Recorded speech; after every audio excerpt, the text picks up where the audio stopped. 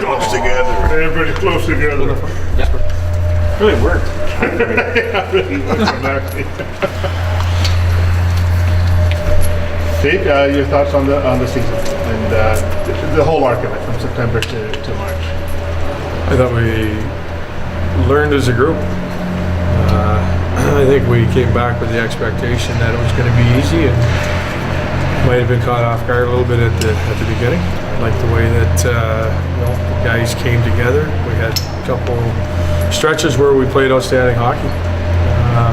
Lots of ups, lots of downs, and I know our young guys will be better for it moving forward. Been through this many times at different levels of hockey as a player and as a coach. How emotional is a day like this for you, Dave? It's disappointing, and you know what? It's a sad day. You know, we've got 5 years invested in a couple of these kids. And you've got some of your guys that have been 3-4 years with you that you know, you're saying goodbye, and you might not have the ability to coach them again.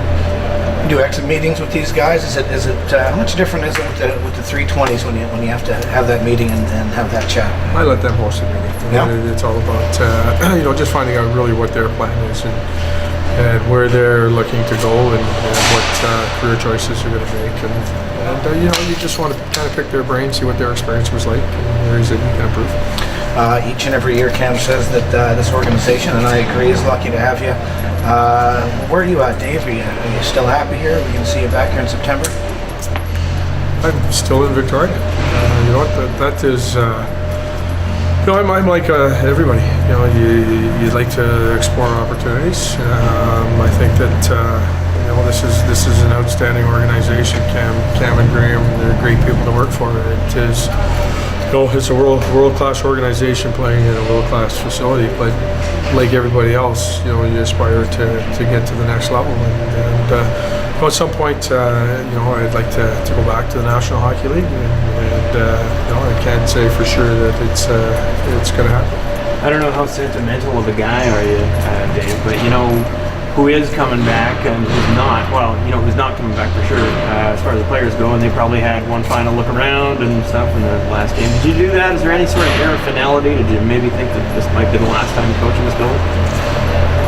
What a way to go out. You know, I really don't think like that. That's something that is beyond my control. You know, I think that it was a great, entertaining game, and if that was the case, it would always be, you know, something that you would remember. You're going to remember that game regardless. But like I said, you know, I'm no different than anybody else. You'd like to win your last game. Obviously, it's wide open for you, but if you can, what are you looking for? What's your perfect coaching scenario? Well, there's 31 jobs in the National Hockey League. You know, that's obviously what a lot of guys aspire to do. It's hard. You know, there's limited jobs, and there's real outstanding coaches everywhere. And you look at the American League and the East Coast, and you look at our league, you look at CHL in general. There's a lot of very good coaches. Dave, would you jump at an AHL head coaching job or an assistant coaching job in the NHL? You've done the assistant coaching in the NHL, but it's all hypothetical. But I mean, at what level would you think, yeah, this is my chance? You know what? I wouldn't say yes or no to anything. I think the biggest thing is getting involved with the right people, and I think that's critical. You don't just take a job just to take a job. I really believe that. You know, I'm extremely fortunate with the people that I work with, the organization here in Victoria, and Graham and Cam, like I said. So I'm not in a hurry to go anywhere. And you know, if the right situation presents itself, then obviously you have to look at it. Final message to the fans heading out the door. I mean, fans have been, not you heading out the door, but as you guys exit for the season, great fan support this year, and people that are truly passionate about your team.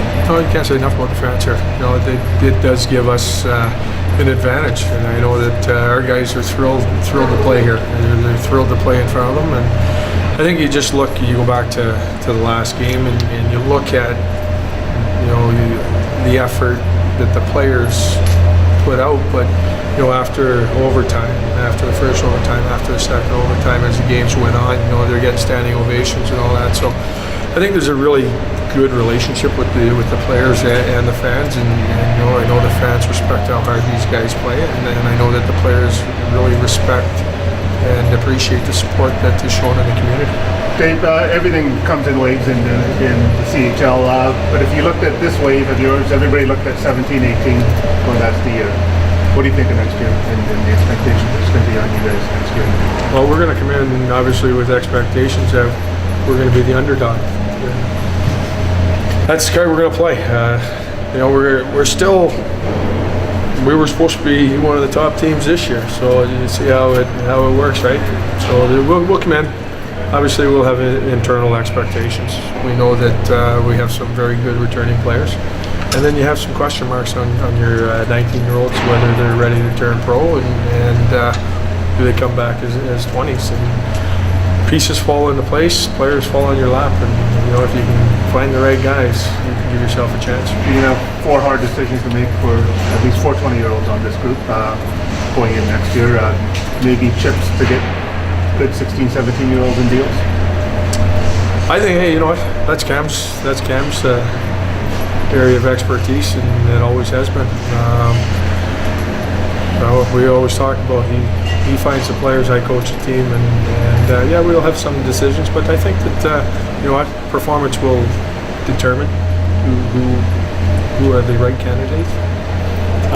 Cam said it's pretty early to process, just being a couple days over, but looking back in X amount of years, what's going to make this team and this season special? Well, I know the disappointment once again, right? It's hard that we sit here, it's 2 years in a row that you're coming off disappointing overtime losses, and that is something that we were hoping that we would have turned the corner. I really liked the way that our group came together, and we were missing, for the most part, we didn't have a healthy lineup for a good portion of the year, and our young guys, when you're playing 2 16-year-old centermen, and you're not getting the matchups you want on the road, and that it's only going to help us down the road. And like I said to Prouser, I said, did you expect to play as many minutes in an overtime game as you got? And the way that some of these young guys, their game has evolved in that, I think it's exciting moving forward. What can you say about Alec Chaz? It was obviously only about 50%, but he was a gamer. He went out there and tried. And the big thing with Reds is that's what's going to allow him to play and be successful at the next level. The big thing is a lot of guys in his position who are a drafted player that might not have come back and played, and it just shows you it's credit to his character, his leadership, and what he thought was best for the group. Is that a guy right now that you think is earmarked and ready for pro hockey perhaps next year? I think he needs a real good summer of work, and he's a big body guy, and he plays a pro style right now. So if he can get summer and get off to a real good start, he sets himself up real well. For next season, you have offense, and of course you have great goaltending. What kind of pieces do you need for success next year that you see you might be missing? Well, it's gonna, what's gonna determine what the two Russian guys decide they want to do, right? And how do you fill that gap? And then you look at areas that we want some competition. We want some guys to come in and have to battle. And we like our skill. We've got some good complementary players, and you always hope that your young guys take the next step. If it is a Nagy, Redekop, and Soy next year, I mean, that's about as good a 20-year-old set you're gonna get. Absolutely.